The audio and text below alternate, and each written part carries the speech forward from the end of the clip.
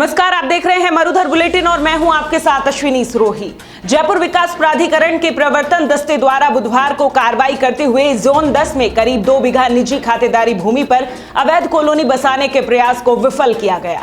मुख्य नियंत्रक प्रवर्तन रघुवीर सैनी ने बताया कि जोन 10 के क्षेत्राधिकार तहसील जमवा रामगढ़ बड़ी काबास के पास नाई की थड़ी में करीब 2 बीघा निजी खातेदारी भूमि पर मोहम्मदी नगर के नाम से अवैध कॉलोनी बसाने के प्रयोजनार्थ बनाई जा रही बाउंड्री वॉल, सड़कें इत्यादि अवैध निर्माण अतिक्रमणों को जोन 10 राजस्व स्टाफ की निशादेही पर प्रवर्तन दस्ते द्वारा जेसीबी मशीन व मजदूरों की सहायता से ध्वस्त किया गया। कृषि भूमि का गैर कृषि उपयोग करने पर अवैध कॉलोनी विकसित किए जाने के कारण संबंधित निजी खातेदारों के विरुद्ध धारा 175 राजस्थान काश्तकारी अधिनियम के तहत कार्यवाही कर खातेदारी सरकार के नाम करने के संबंध में विधि सम्मत कार्यवाही हेतु जोन उपायुक्त को लिखा गया है।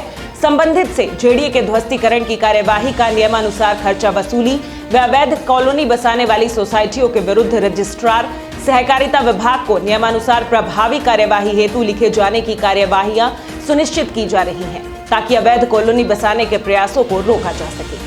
बता दें कि उक्त कार्यवाही प्रवर्तन अधिकारी जोन 10, 9 व 7 प्राधिकरण में उपलब्ध जाप्ते, लेबर गार्ड एवं जोन में पदस्थापित राजस्व व तकनीकी स्टाफ की निशादेही पर प्रवर्तन दस्ते द्वारा संपादित की गई।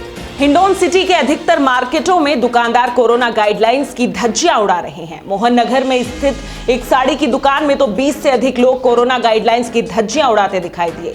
हिंडौन में कोरोना को लेकर राज्य सरकार द्वारा जारी किए गए कर्फ्यू के नियमों की अवहेलना करने पर खुद एसडीएम सुरेश यादव के निर्देशन में नगर परिषद, एसडीएम कार्यालय एवं तहसील कार्यालय पुलिस की संयुक्त कार्यवाही में हिंडौन के कटरा बाजार, सराफा बाजार में कई दुकानदारों के चालान काटे गए। वहीं इस मौके पर कार्यवाही के दौरान 2 कपड़ा व्यापारियों की दुकानों को सील भी किया गया। योजना प्रभारी सत्येंद्र पाराशर ने बताया कि कर्फ्यू के नियमों की अवहेलना करने पर एवं किराना, फल, सब्जी में दूध, डेयरी के अतिरिक्त दुकानें खोलने पर चालान काटने, दुकान सील करने की कार्रवाई की गई है, जिसमें 2 कपड़ा व्यवसायियों की दुकानों को सील किया गया है। इसी प्रकार आम जनता के साथ गुटखा व्यापारियों ने अपने दुकान में माल तो कम भर रखा है और गोदाम बना रखे हैं, जिसमें 20 दिन का स्टॉक रख रखा है। इसको लेकर नगर परिषद के नेता प्रतिपक्ष एवं पूर्व पार्षद दिनेश चंद्र सैनी ने सीएम अशोक गहलोत को ट्वीट कर हिंडौन क्षेत्र में गुटखों पर हो रही कालाबाजारी रोकने की मांग की है।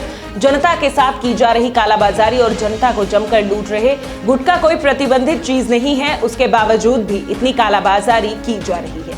ये खूबसूरत तस्वीर किसी होटल की नहीं है, बल्कि ओचरिया बाईपास पर तैयार किए गए कोविड केयर सेंटर की है।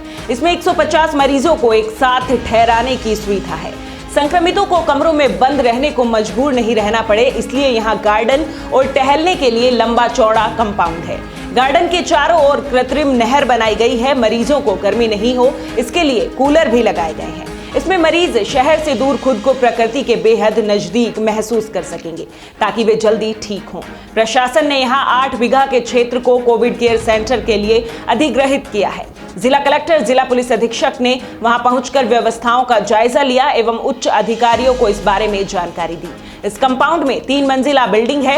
इस सेंटर के लग्जरी रूम 3 स्टार होटल जैसे हैं। यहाँ के कमरे लग्जरी होटल जैसे हैं। इनमें डॉक्टर और नर्सिंग स्टाफ के ठहरने की सुविधा है। इसके मालिक उद्योगपति विवेक भंभानी ने प्रशासन को निःशुल्क उपलब्ध कराया है। यहाँ पर कविता सेंटर पर शानदार शौचालय भी अलग से बनवाए गए हैं। एक प्रकार के निजी भवन की तरह मरीज यहाँ पर अपना इलाज करा सकते हैं। कहीं से भी कोई जानवर अंदर नहीं आया, उसको बिल्कुल पैक कर दिया गया। और बाकी गार्डन है, गार्डन के अंदर सारा पानी व्यवस्था सारी कर रखी है। पानी की व्यवस्था है, यहाँ पे पानी का बोर कर रखे हैं, पानी की कोई कमी नहीं है। और बाकी यहाँ पे है कि जनरेटर है, जनरेटर की सुविधा भी करने चालू कर दी उन्होंने कि वो भी लग जाएगा, लाइटें नहीं जाएंगी। और हर पलंग के आसपास पूरे में एक पंखे लगे हुए हैं।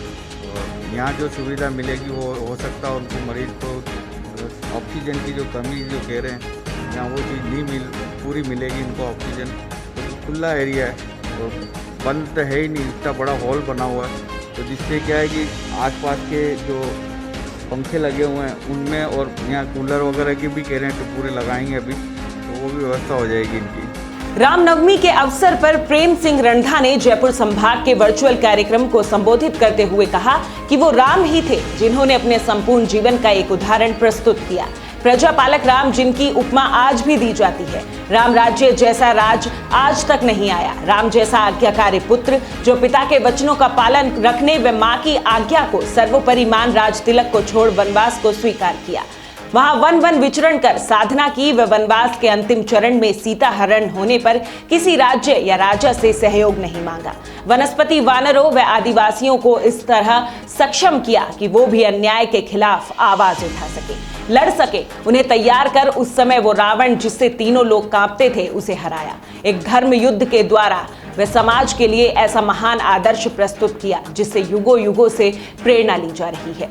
वो समस्त मानव जाति की अतुल्य धाती है। हम सभी के लिए ये गौरव का विषय है कि हम उन्हीं राम की संतान हैं, तो हमारा आचरण, हमारा व्यवहार भी उन्हीं की तरह अनुकरणीय हो। क्षत्रिय युवक संघ भी सभी क्षत्रिय समाज में सामूहिक संस्कारमय कर्म प्रणाली के द्वारा छात्र धर्म के अनुसार राम का अनुसरण कराने का प्रयास कर रहा है। हमारे अंतःकरण के राम को जीवित रखें तो हमारा हर पल ही रामनवमी है। कार्यक्रम का संचालन संभाग प्रमुख राजेंद्र सिंह बोबासर ने किया। दिल्ली के मुख्यमंत्री अरविंद केजरीवाल का कहना है कि यदि ऑक्सीजन की सप्लाई नहीं हुई तो दिल्ली में हाहाकार मच जाएगा। लेकिन वहीं दूसरी ओर ऑक्सीजन से भरे टैंकर 20 अप्रैल की रात को दिल्ली के बॉर्डर पर लगे किसानों के जाम में फंस गए।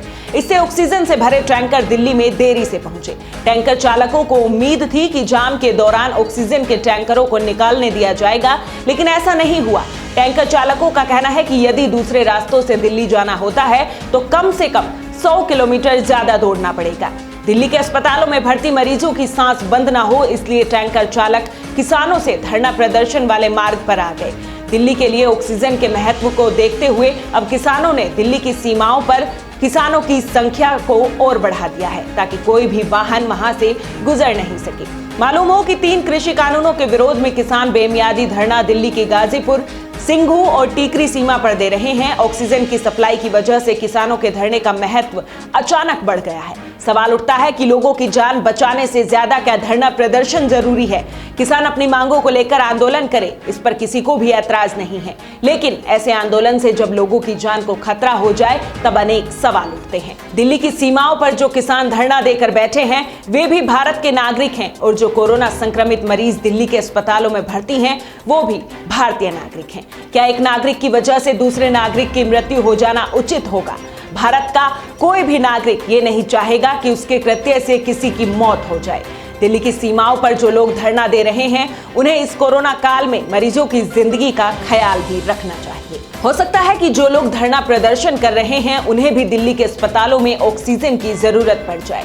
इस मामले में दिल्ली के मुख्यमंत्री अरविंद केजरीवाल महत्वपूर्ण भूमिका निभा सकते हैं। केजरीवाल भी किसान आंदोलन के समर्थक हैं। अब केजरीवाल को धरना स्थल पर जाकर किसानों को समझाना चाहिए ताकि दिल्ली के अस्पतालों को ऑक्सीजन की सप्लाई नियमित होती रहे। लोग जिंदा रहे तो केजरीवाल बाद में भी राजनीति कर सकते हैं। ऐसा नहीं हो सकता कि ऑक्सीजन के टैंकर जाम में फंसे रहे और फिर केजरीवाल दिल्ली में हाहाकार की बात करे। कोविशील्ड वैक्सीन बनाने वाली भारतीय कंपनी सीरम इंस्टीट्यूट ने 21 अप्रैल को वैक्सीन की दरें घोषित कर दी हैं। अब तक केंद्र सरकार राज्यों को निःशुल्क वैक्सीन उपलब्ध करवा रही थी, लेकिन अब जब 1 मई से 18 वर्ष की उम्र वाले व्यक्तियों को भी वैक्सीन लगेगी तब केंद्र सरकार ने राज्यों से खुले बाजार से वैक्सीन खरीदने को कहा है। केंद्र सरकार की घोषणा के बाद 21 अप्रैल को सीरम इंस्टीट्यूट की ओर से कहा गया है कि राज्य सरकारों को 400 और निजी अस्पतालों को 600 रुपए प्रति डोज वैक्सीन उपलब्ध करवाई जाएगी।